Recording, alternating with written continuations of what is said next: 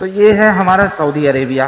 जब आप यहाँ पे नमाज पढ़ेंगे अमेरिका में, तो या तो इस साइड डायरेक्शन जाएगा, ये तो इस साइड आएगा, या तो यहाँ जाएगा, यहाँ ये इधर आएगा, या इस साइड जाएगा। काबे की तरफ कभी भी नहीं आएगा। बात तो सही है। हम लोग जब उस तरफ से जब काबा की तरफ वो रुक करते हैं, काबा की तरफ कैसे रुख होगा? अगर चपटी होती धरती तो हो सकता था।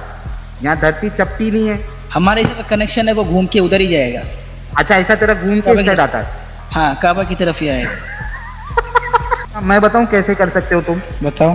तुमको नमाज पढ़ना है इस एंगल में, यानी अपने पैरों को ऊपर कर देना है और सर नीचे करना है। अस्सलाम वालेकुम वरहमतुल्लाहि वबरकातुह। अगर वो कुरान की आयत को डायरेक्टली उसके अरबिक टेक्स्ट के साथ वर्ड टू वर्ड के साथ पढ़ता तो ये सवाल ही नहीं उठता था, क्योंकि कुरान की सूरह बकरा सूरह 2 आयत नंबर 144 में दिया हुआ है, फवल्ली वजहका शत्रल मस्जिदिल हराम, कि अपने चेहरे को फेरें मस्जिद हराम के रुख की तरफ।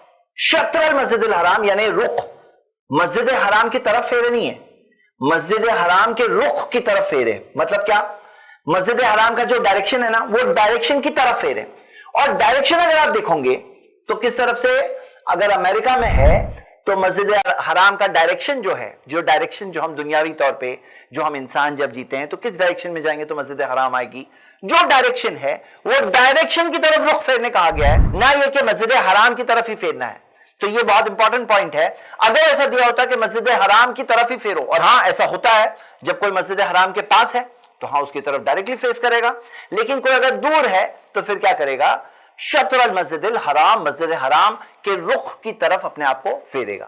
अब ये साहब जो वीडियो बना रहे हैं ना, इनके लिए लाजिम और जरूरी है कि जब भी ये कहीं पे ट्रैवल करके जाए, सपोज अमेरिका जाते हैं, तो जमीन को खोद के उसके अंदर से नीचे से ही जाना होगा। क्यों? क्योंकि उनको एक ही डायरेक्शन मालूम है, उनको यही डायरेक्शन मालूम है कि जमीन के नीचे से खोद के अंदर से जा सकते हैं, तो उनको वही करना होगा। Practice what you preach. सही बात तो यह है कि भाई एक तरीका होता है, यस, जिसमें जमीन के अंदर से खोद के वहां तक जा सकते हैं। एक होता है सर, जो हम देखते हैं सरकमफ्रेंस के ऊपर से भी तो जा सकते हैं, ये भी तो एक तरीका होता है ना। वो एक ही डायरेक्शन होता है क्या? एक ही तरीका है जाने का। यहां पे समझने की क्या बात है कि जो काबा है, जो यहां पे आप देख रहे हैं, ये पूरी दुनिया का मैप है। अच्छा, आपने कभी सुना है, सोचा है, चलो मैं आप लोगों को सवाल पूछता हूं, ये साइड जो है इसको क्या बोलते हैं? कौन सी साइड बोलते हैं? दुनिया की ये साइड ईस्टर्न साइड है, उसको वेस्ट। अच्छा, ईस्ट ईस्ट क्यों है, वेस्ट वेस्ट क्यों है? उसकी वजह है। ईस्ट ईस्ट क्यों है, वेस्ट वेस्ट क्यों है?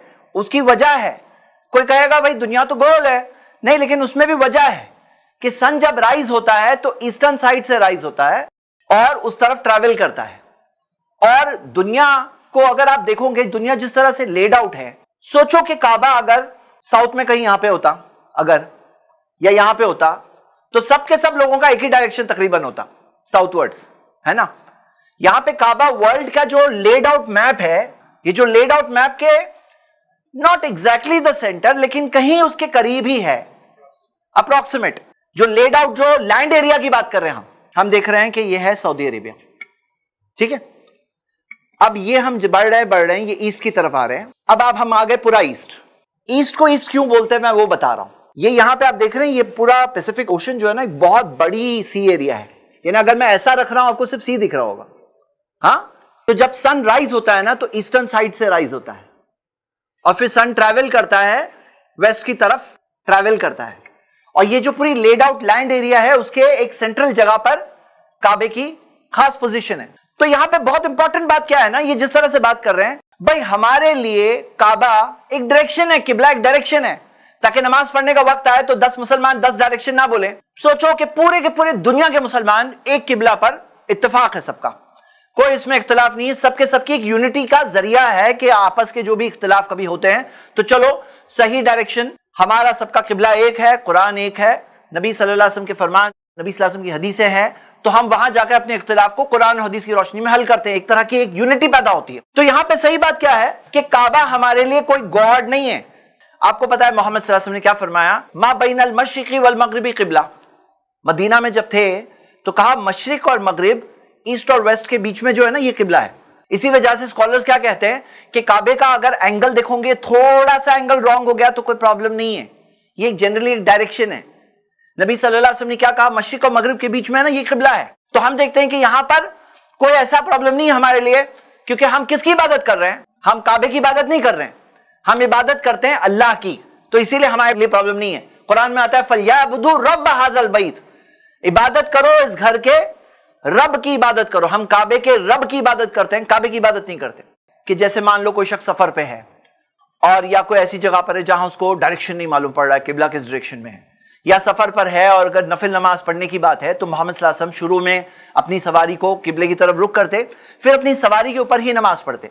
और उसके अंदर तफसीर में हम देखते हैं कि यह आयत बताई जाती है, कुल लिल्लाहिल मशरिक़ु वल मगरिब, अल्लाह का मशरिक भी है, ईस्ट है, मगरिब भी है, ईस्ट और वेस्ट दोनों अल्लाह के हैं। फ़इन्नमा तुवल्लू फसम्मा वजहुल्लाह, तुम जहां कहीं पलटोगे पाओगे अल्लाह के वजह को, अल्लाह के चेहरे को। और इसकी तफसीर में इब्न अब्बास ने कहा कि वजहुल्लाह से यह भी मतलब है किबलतुल्लाह, अल्लाह का किबला। मतलब कि तुम जिस किसी डायरेक्शन में पढ़ लोगे ऐसी सिचुएशन में जहां पे प्रॉब्लम हो या चीज हो तो भी हर जगह अल्लाह ही का किबला है, अल्लाह ही का डायरेक्शन है। तो यहां पे हमारे लिए कोई ऐसी बात नहीं है जैसे कोई शख्स, कोई अगर आइडल वर्शिपर हो, उसका आइडल की तरफ रुख नहीं हो रहा है तो उसके लिए बहुत बड़ा प्रॉब्लम है। हमारे लिए किबला है, एक यूनिटी का जरिया है कि जहां कहीं हो वो कोऑर्डिनेट्स है काबा के, वो कोऑर्डिनेट्स के जरिए आदमी अपने डायरेक्शन की ट्यूनिंग कर लेगा और उसके जरिए वो सही डायरेक्शन में फिर नमाज पढ़ लेगा। सिंपल सी बात है।